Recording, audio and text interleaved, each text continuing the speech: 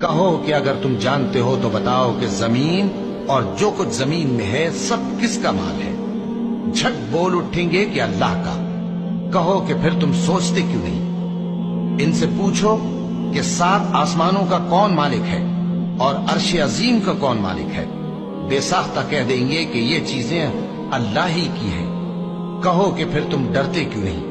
کہو کہ اگر تم جانتے ہو تو بتاؤ کہ وہ کون ہے جس کے ہاتھ میں ہر چیز کی بادشاہی ہے اور وہ پناہ دیتا ہے اور اس کے مقابل کوئی کسی کو پناہ نہیں دے سکتا؟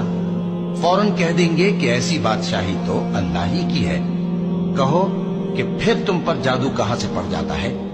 بات یہ ہے کہ ہم نے ان کے پاس حق پہنچا دیا ہے اور یہ جو بت پرستی کیے جاتے ہیں بے شک جھوٹے ہیں۔ اللہ نے نہ تو کسی کو اپنا بیٹا بنایا ہے اور نہ اس کے ساتھ کوئی اور معبود ہے۔ ایسا ہوتا تو ہر معبود اپنی اپنی مخلوقات کو لے کر چل دیتا اور ایک دوسرے پر چڑھ دوڑتا۔